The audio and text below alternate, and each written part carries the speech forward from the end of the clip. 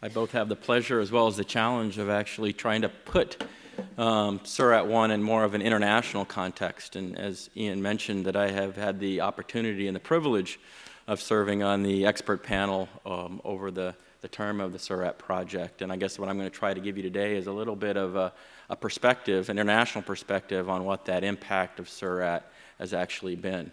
Particularly more of an American-centric view, obviously, on what that impact. So I think starting off, we have both on our side of the Atlantic as well as here, a very high-level shared overall goal, right? I think both ToxCast and Tox21 in the US, as well as SEURAT, really, as you've heard from Mark, as well as Mikkel, right? Our shared goal is really to try to integrate in a very intelligent and systematic way many of these new technologies and approaches. That includes both experimental models that Mark outlined, as well as some of the computational approaches in a very systematic and intelligent way to better do our safety assessments, right? It's not just replacing our traditional animal models, right? But it's also doing smarter safety assessments in a more efficient and a more predictive way, right? And I think that in order to do that, achieve that goal, there are at least in a very simple way, 3 components that underlie that really shared overall common goal. I think one, in order to be able to replace some of those traditional animal models, there's a perception that they are very comprehensive in how they evaluate toxicity. So our in vitro approaches and our computational approaches must be equally comprehensive in being able to predict these adverse responses to these chemicals. And I guess in lay language, right, we want to identify everything bad a chemical can do using our computational and in vitro approaches. In addition, as Mikkel pointed out, that we don't necessarily just want to be able to tell what things can go wrong in an animal. We want to understand why, how they're going wrong in an animal. And one of the fundamental reasons we need to do that is that we can be better predictive, right? If you understand how an adverse response actually occurs in an animal, what are the mechanisms that underlie that adverse response, you can then apply that knowledge and being able to predict whether the adverse response is going to occur in situations that you have no data, particularly across life stages. If I know a particular mechanism occurs, right, I can better predict whether that response is going to occur in young children or in fetal responses. Would I need to be concerned about that adverse response in that situation, or even in other species, right? So that knowledge of mode of action allows us to be much more predictive across many different situations and many different contexts, right? And so we really understand, in addition to both what everything bad a chemical can do, we also want to be able to understand how it works. And then that third component is really a quantitative understanding of the dose response associated with that adverse effect, as well as be able to assign some uncertainty and variability associated with that, right? That obviously allows us to better do our safety assessments and ultimately our risk assessments. We want to know, ultimately in lay language, how much it takes to cause bad things to happen, right? How confident I am in that amount, right? And then how that amount may change across different people. Right? We're heterogeneous in terms of both our lifestyle as well as our genetics, right? And also life stages, right? That variability across life stages. So those 3 components really underlie that shared goal, right? But there are also differences in those objectives across the pond, both in the American approach and the European approach, particularly SEURAT. I'm focusing on SEURAT here. And that SEURAT was primarily focused on non-animal replacements for repeat dose systemic toxicity, while our objectives with ToxCast and Tox21 have much broader context in that we need to include other endpoints because we want to be able to integrate that broadly in our safety assessments, as well as other decision contexts. In the US, we're focused a lot on prioritization right now, in addition to more quantitative replacement type goals. SEURAT was really inspired by the needs and the chemistries associated with the cosmetics industry, and that was primarily to address some of this cosmetic ban on animal replacements, right? While Tox21 and ToxCast also serves a much broader chemical space, as well as regulatory spectrum. We're interested in not just the cosmetic regulation, a cosmetic ban, right? SEURAT operates in a region and in Europe which is more hazard-centric, right? Whereas in the US, we take more of a risk-based approach to our decision-making, right? And that's just the differences in the way we approach chemical regulations. Okay? So most of these commonalities, these common goals, as well as these differences, are going to drive what I'm going to show you the next few slides, which are both different but complementary approaches in how we've approached many of these problems, but also similar approaches in how we've collaborated together in both complementary ways, but also similar ways to try to achieve that goal, right?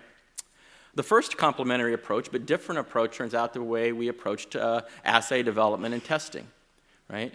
In the US and in EPA, we started off with casting a very broad net, both chemically and biologically, about how all those things, different things can go wrong in that particular chemical exposure, right? And that's where we screened about 1,000, actually there's a typo in there, 1,000 chemicals in about 700 assays. In Tox 21, we've screened about 8,000 chemicals in about 50 assays. So we've cast that very broad net, at least initially, to find all those things that can go wrong. But look on the bottom, right? The in vivo relevance and being able to translate that identifying of what can go wrong is somewhat tenuous. I've perturbed this particular pathway or process. It's very difficult to predict what ultimate adverse outcome is going to be in a whole organism, right? So over time, what we've actually done is migrate to the left and trying to develop more complex, mechanistically focused cellular models, much like what Mark was talking about, so that we can take those perturbations in those pathways and actually be able to better predict what ultimately we should be concerned about in a whole organism, right? In contrast, in SEURAT, they actually started out on the right end of the spectrum, right? Developing many of the mechanistic models that Mark showed you, right? Trying to be able to integrate many of those complex, mechanistically focused models and trying to integrate that into predicting things like fibrosis, as well as the restriction of bioflow that you heard Mark talk about. And those require much more complex integration of these systems in order to predict those effects, right? But I think one of the biggest points, and this is where it becomes complementary, is that you've heard that many of the ToxCast data, the broad screening approaches, were actually useful in focusing those mechanistic models, right? What mechanistic models do I need to apply to my particular chemical in my particular situation, right? So I think actually in order to be able to achieve that common goal, which is the intelligent integration of these, right, you need both. Right? You can't just exist on one side of that spectrum. You need to exist throughout that spectrum and combine those in a very systematic way. Right? And this was seen in integration of both ToxCast data as well as SEURAT data in many of the case studies. In the ab initio case study that you heard Mark talk about, right? ToxCast data, again, was used to cast that broad net, identify what potential mechanisms would be at play, which in this case was potential liver toxicity. And then after that, focus then on what aspects of that liver toxicity we can then focus on with our mechanistic models. The same was true in our read-across case study, where we integrated that broad net approach, what biological processes were perturbed by these chemicals in our case study, and can we use those biological processes to better understand whether those same biological processes were perturbed in our analogs. Right? The analogs that we're using to try to read across the in vivo effects to our data poor chemical, right? And if the same biological processes are conserved and we have the similar structure, we can be more confident in being able to do that read across and infer the ultimate adverse effect associated with those analogs, right? And so in that case, these integration provide very strong complementary advantages to those two types of approaches to that same problem, right? And I think actually what I've heard about EU Tox Risk project, actually you guys are also covering more of that whole spectrum as well. You're covering more chemicals and more pathways and trying to diversify the way you're approaching this problem as well. So I think in many cases, even though we've approached it on different ends of that spectrum, we're also meeting into the middle and being very complementary in how we're approaching these same problems and overall goals, right? And I think one of the big take-home messages, and I'll cover this at the end as well, is that we need to continue to exchange the approaches and the methods and the technology and the knowledge that were developed in these different approaches, both in how we're approaching the problems and how you guys are approaching it. We've also taken very complementary approaches to how we're approaching read-across. right? On the left-hand side, and these read-across case studies that, that SEURAT has actually taken, right? They've taken to try to understand how biological information can be used to strengthen the expert judgment that occurs within that ECA read-across assessment framework, right? But in many cases, that read-across assessment framework, those decisions about the certainty or uncertainty associated with those read-across arguments are very qualitative and expert-driven. Whereas on the right, what we've taken is a little bit more a systematic approach, I guess you'd say non-expert-driven approach to trying to address that same uncertainty, right? Where we're trying to group chemicals based on their structure and biological activity, and then look across that different similarity on the left-hand side here at the bottom, right, across different similarities and across a different number of analogs. And if you think that this y-axis here is the level of certainty, right, we can then quantitatively evaluate, given a certain similarity and given a certain number of analogs, how quantitatively uncertain or certain we are in that read-across. But I think together, both from an expert-driven as well as a non-expert-driven approach, is going to be the ultimate solution to incorporating this biological information in a read-across purpose. Moving away from the different but complementary approaches, we've taken very similar approaches in embracing this adverse outcome pathway approach, right? And being able to use this approach to actually, as a framework for organizing our mechanistic information. Because that's essentially what an AOP is, right? An adverse outcome pathway is a framework for organizing all the mechanistic information we have on a particular adverse outcome, right? What events are necessary, what events do we need to perturb ultimately to lead to liver toxicity, to lead to kidney toxicity, right? And I think this serves as a very similar approaches, both within SEURAT and within the EPA. On the right, you see two AOPs that were developed within the SEURAT approach, primarily focused on liver toxicity. Whereas on the right, here are two similar AOPs that were developed focused on endocrine-related activity, because that's been our AOP focus within the EPA.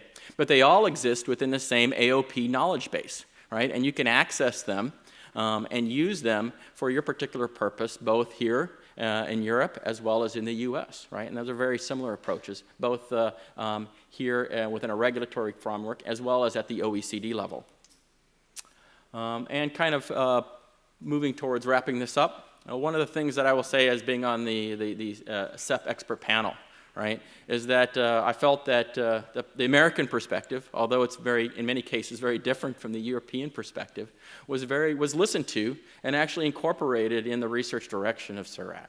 So I thought that one of the things that I was impressed with was that there was very strong consideration given to that international collaboration. And that was not only from sort of an expert panel-driven perspective, but what you see is the picture is the science exchange. So this was a picture from June 2013, where there was an exchange by scientists at both between Tox21 as well as in SEURAT at the JRC. And so we not only exchanged at a high level what our strategic directions are, but also on a scientific level, what were the ideas and the actual nitty-gritty of that science that actually made that strategy work. And I think that was also effective in promoting and actually ultimately making SEURAT successful. So kind of giving you, hopefully leading you on a high note, is that I think that there's really progress that we can point to for achieving that shared common overall goal. And on the right is actually a Federal Register notice in the US that came out this summer. And for those of you not familiar with the way things work in the US, a Federal Register notice announces the intent of our government to regulate in a certain way or use a certain test in a certain regulatory context, right? And this particular Federal Register notice announced that we were intending to use an integration of computational and experimental approaches for evaluating chemicals for potential endocrine disruption, right? And in this case, it was for prioritizing, number one, prioritizing chemicals for endocrine disruption. So that was one decision context. But even more, and this is where it gets at the common shared goals, is that we announced the intent to actually use an integrated computational and experimental approach to replace one of the in vivo animal models in our Tier 1 assessments for endocrine disruption. right? So it's an announcement that actually we're intending to use this integrated approach to replace one of the animal studies, which is a big deal here, at least in the U.S., and also potentially for Europe, right? So I think that you can actually see where this is going and that we're actually making progress for achieving that common goal. And finally, I think that I will leave you with this words, is that I think together, if we continue this journey together, we're going to actually achieve it faster and probably make more progress than if we try doing it alone. And so I hope that we will continue to work together on that shared and common goal in order to be successful. And with that, I thank you for both involving me on the expert panel, listening to me, and I hope that we can continue this sort of interaction. Thank you.